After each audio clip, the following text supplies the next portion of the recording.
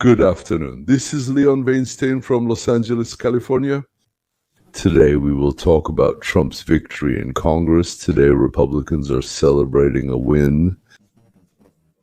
Congress has passed a bill for the country's financial development. After the lower house, the bill moves to the Senate. If passed there, it goes to the president for signature.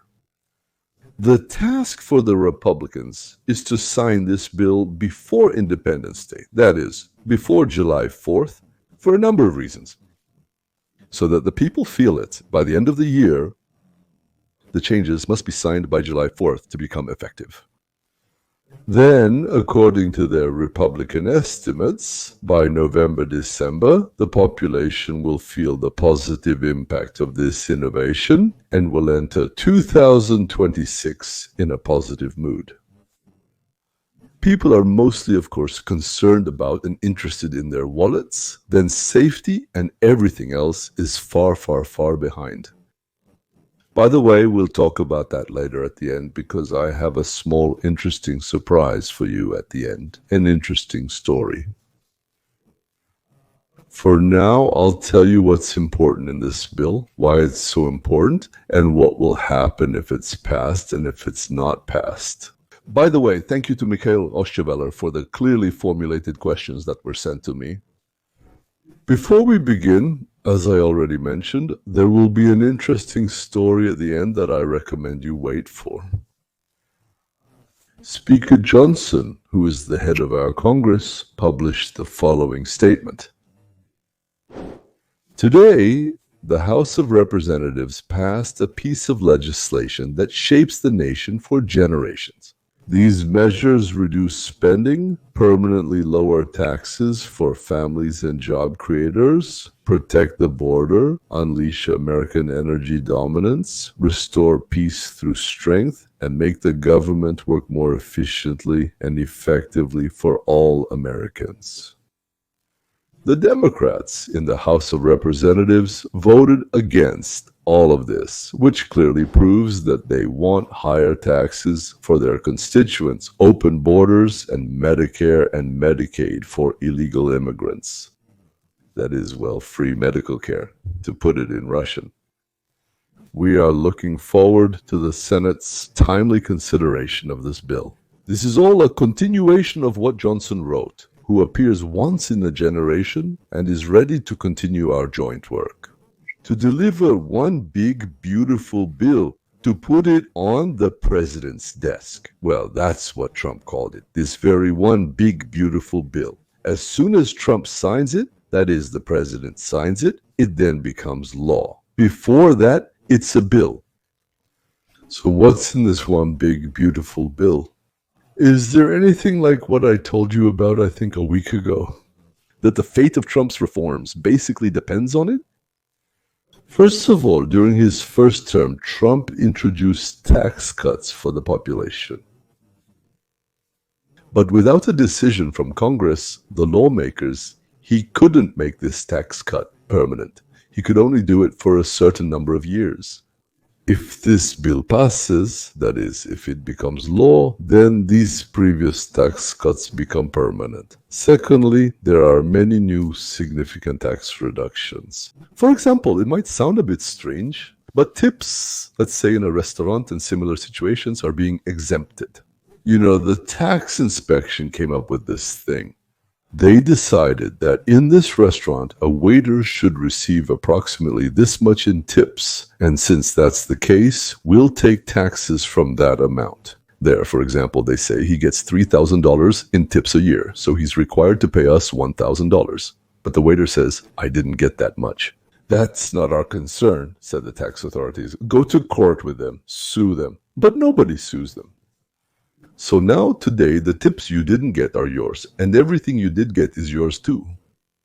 Second, if you bought an American car, let me emphasize, an American automobile, a car, then the government recognizes all your interest payments as expenses.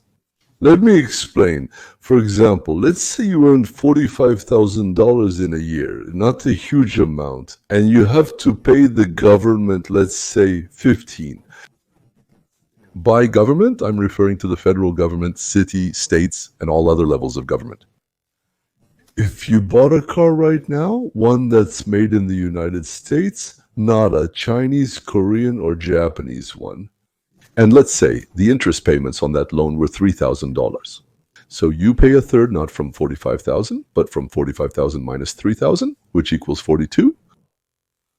That is from 45, a third is this, but from 42, a third is 14. I bought a Japanese dress for 15. I bought an American dress for 14. Or maybe it's not much, but for those who earn $45,000 a year, and that's money, not just pocket change.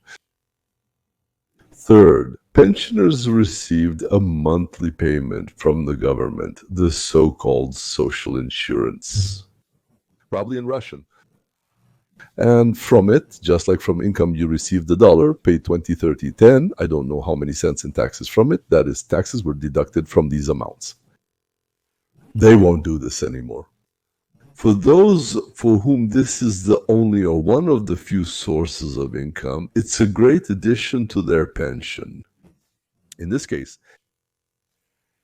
under the old rules, before this law, the Ministry of Social Security couldn't track whether it had sent payments for medical insurance or other benefits to United States citizens or not. And as a result of DONSH's work, here is Elon Musk. Now this has become possible, and the new legislation stops payments to scammers, not very honest officials, and illegal immigrants. So as it turned out, huge amounts had accumulated. Next, before the vote, the Speaker of the House, Michael Johnson, said that anyone who votes against is a traitor. That's why 215 Republicans voted in favor and a few abstained. They didn't vote against, right? And there were 214 votes against from the Democrats. I think there was one Republican there as well. I don't remember, maybe. Or 214 Democrats. I'll have to check. Yes, the bill passed by a margin of just one vote. Why did several people abstain? The thing is, many people, including myself, by the way, believe that we should have cut spending much more. But we understand that a compromise is necessary, and if you cut too much, some Republicans started to worry that their voters might react negatively to it, and so on. So this is a typical political compromise. There's nothing you can do about it at this point. Next, $50 billion in this budget is allocated for the construction of a golden dome similar to the Israeli Iron Dome over North America, and another $200 billion for the wall on the border. To organize the mass deportation of illegals from the United States, first criminals, then all other illegals. And this includes hiring 8,000 border guards and 10,000 employees for the ISON organization, which is responsible for catching and deporting illegals from the country. Next, government spending is reduced by $1 trillion, which includes eliminating 8 million illegal recipients of government assistance. This includes both healthcare and food stamps. Next, allowing each child to set aside $1,000 a year in a fund for their education, or for career advancement, or for buying a home when they are older, of course. That is to allow not to pay taxes on another $1,000. Gentlemen, a drop here, a drop there, it all adds up. Also, if a person takes an extra job on top of his 40 hours a week, it means he needs the money. And from this, Trump said, we have additional earnings, additional taxes, actually taxes on this extra amount. I'm completely confused about it. Yes, we won't ask people to pay. So, to make it clear, the new legislation says, you worked 40 hours, and if you take on 1 more hour, 2 hours, however many extra hours of work this month, you don't have to pay anything, no taxes on that. I think it's really great.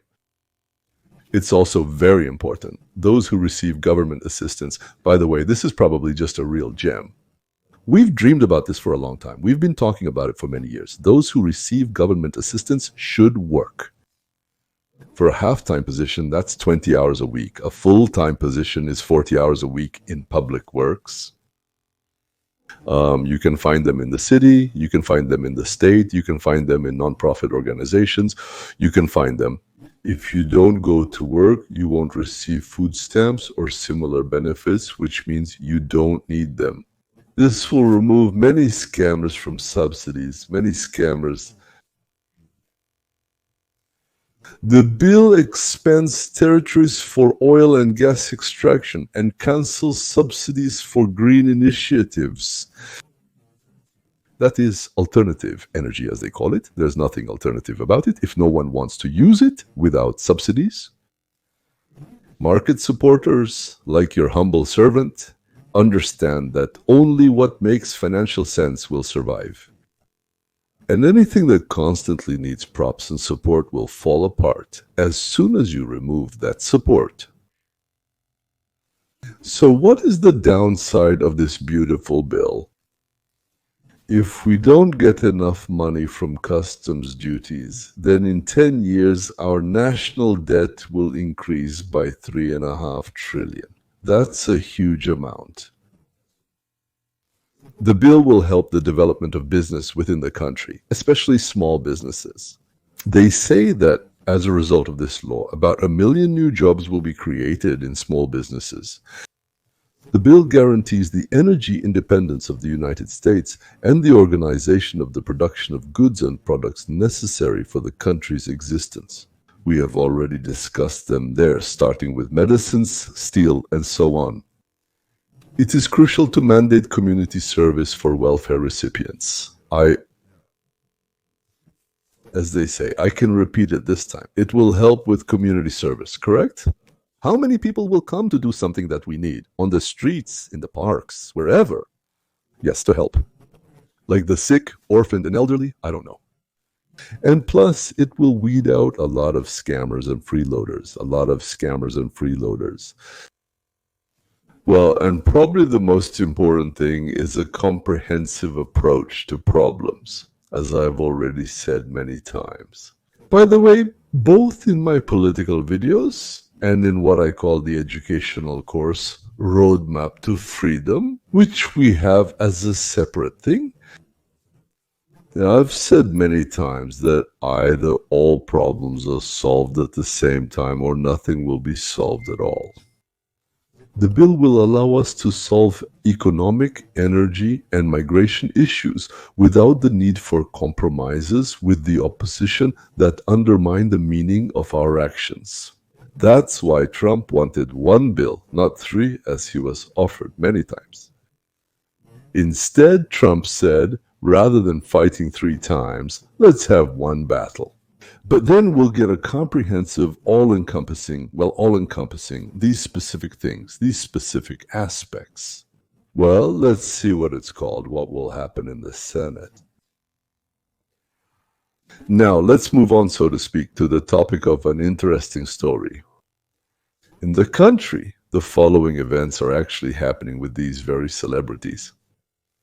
Benny Johnson has recommended this multiple times. He speaks fast English, which may not be easy to follow, but if you can, it's definitely worth watching. How's it going, guys? This is Benny. The elections of 2024 mark the end of the era of famous approvals. It's dead. Nobody cares. Every celebrity, from Eminem to Lizzo, from Oprah to Taylor Swift, the queens of political endorsements among the stars, came out and supported Kamala. Absolutely every single one. Everyone who was blackmailed from Diddy's list, who was on Epstein's island or in the Illuminati, every single one of them.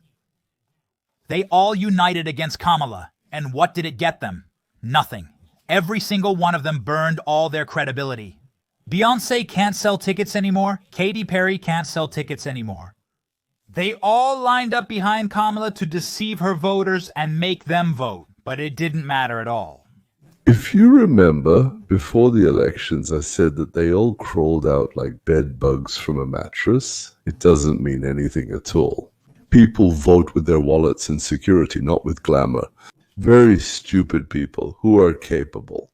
Some people can sing well, some can move their backsides very beautifully, or pretend to be even dumber than they actually are, and act out comedies. But it turned out that they were also taking bribes for persuading us to believe Kamala and not to believe Trump. Naturally, they told us, we hate this person, it's terrible, God forbid, we'll just leave here. It turned out they were being paid for this. Our hearts brought them straight to the stage to tell you, but in reality, they were brought to the stage, as always, by money. Or, as Vladimir Vladimirovich Putin liked to say during his time in the Leningrad city administration, babki babulki. President Trump is now saying that we need to prosecute some celebrities for accepting large payments from Kamala Harris. But the Democrats are creating an artificial wave of support worth hundreds of millions, if not billions of dollars, using fake celebrity endorsements and entertainment events. I can prove it. I actually have evidence. I've never heard of anyone doing anything like that for the Republicans. For instance, when you perform at an event, it's always free of charge. Is done on a non-commercial basis. This happens to the Democrats all the time. They wouldn't have any events at all if their donors didn't finance all of this from slush funds. Kazanat was shocked when he said that Kamala Harris's company persistently sent Secret Service agents to him, trying to get him to invite Kamala to his penthouse stream in New York. And then, out of nowhere, the Secret Service suddenly calls me. Well, damn, that's just the last straw. This guy broadcasts to billions of viewers. And Kamala just sent the Secret Service to him. Just like that, the Secret Service was sent. Yeah. To tell him how bad things would get for him if he doesn't start promoting her. He says that Kamala's team is in a panic, which we've already shown more than once in our program. He keeps pestering him, trying to push Kamala to participate in his stream, offering him huge amounts of money. He commendably refused. It's just not what I do. And if you think that's the devil, it sounds pretty nasty. Listen to what they did to some stars. For me, it was on time. I think by the end of college, I was already posting ads from the Biden administration, dating apps and things like that. So it fully supported me financially. So the Biden administration was buying ads from you? Yes, I was actually doing real political propaganda. And they really, with some, Biden created 10 million jobs this year? Yes, honestly, it's funny that they said, don't market as an ad because technically it's not a product, so you don't need to label it as advertising. Because I think they just wanted some bold girl with a different skin tone to tell people. When they nominated Ketanji Brown Jackson, they were impressed. Can you say that as a person of color, you feel represented? And this is written by a white woman in an email. If you, like me, are not familiar with the space, this is creator Farah Khalidi, who says she was paid by the Biden administration to spread political propaganda. She agreed to the promotion. This is the National Committee of the Democratic Party. They wrote to her and asked her to make content. That is, the White House, the campaign teams of Kamala Biden, gathered a bunch of people whom we pay salaries to in the White House and elsewhere.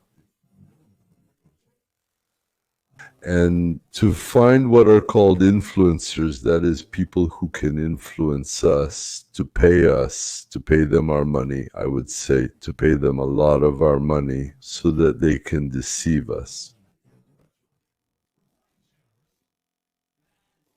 According to reports, tens of millions and possibly hundreds of millions of dollars were spent on illegal influence campaigns supporting Kamala Harris.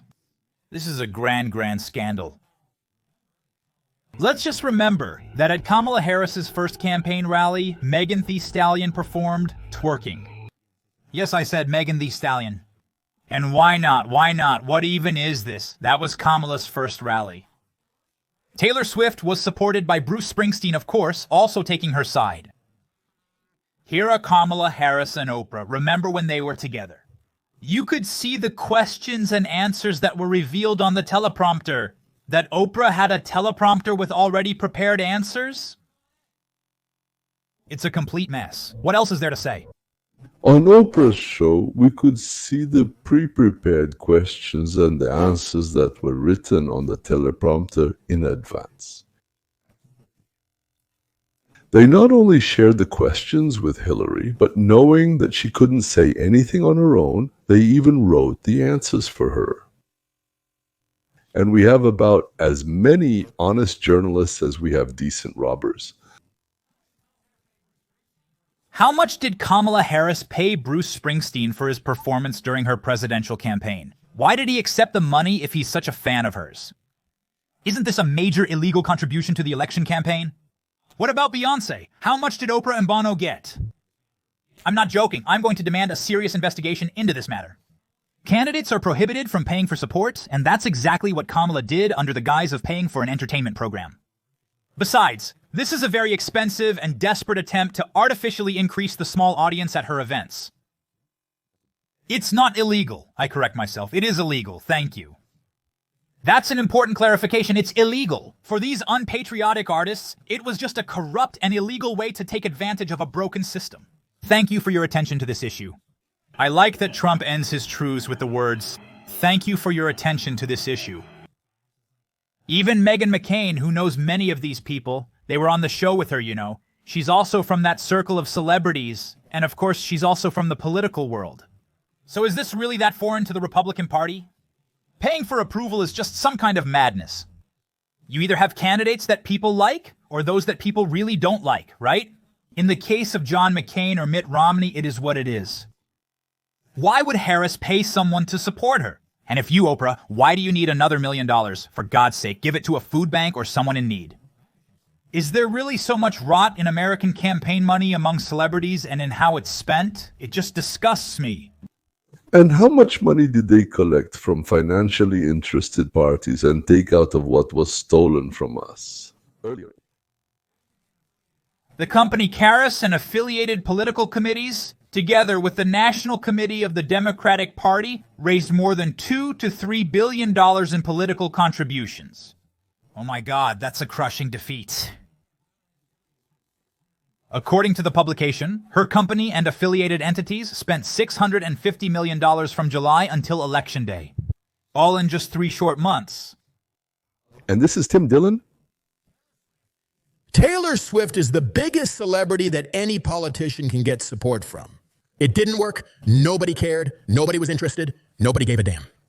Nobody cared about Oprah. Nobody cared about George Clooney. Nobody cared about any of these people. Nobody cared about any of these people. People got tired of it, and so did I. They know that George Clooney doesn't understand them. How stupid do you have to be to think that George Clooney cares about your interests? When you're standing in line for cheap groceries from the church, does that comfort you when you're standing in line for cheap groceries from the church? And Taylor Swift, a trillionaire, thinks you should vote for someone. What do you think? And all these people say, well, women will definitely show up because of abortions. Obviously not. Obviously, a more pressing problem is food. Who can even afford food? It seems like this is a more important issue than abortion. But they imagine that these women with children and a husband who are standing in line at the food bank are getting a message from Taylor Swift. And these women are thinking, God, I just want to feed my children. But right now, more than anything, I want to have an abortion. I just want an abortion. I'm hungry. Mom, we're hungry. Be quiet. I want to have an abortion. Yes, I've been stuck in traffic for half an hour already. Mom, we're hungry. Why are the interest rates so high? I imagine the kids are very smart. Why are the rates so high? Be quiet. Your mom just got a message from Taylor Swift, and Taylor said something really smart. And now I'm going to the clinic. I want to have an abortion. It would be funny, of course, if the Democrats hadn't made it so disgusting. For some reason, someone thinks that these two topics are a new road for America, with risks and possible problems. Of course, and thoroughly rotten creatures who decided that since things are good for them, they can do whatever they want with us. They twist and deceive things there, but they won't succeed with it. A maximum of 1 to 4 million. Compared to the billions that were squandered or, again, stolen by Kamala's people, we don't know. In a desperate attempt to stop the bulldozer. But we, ladies and gentlemen, have found hope That's all. Goodbye.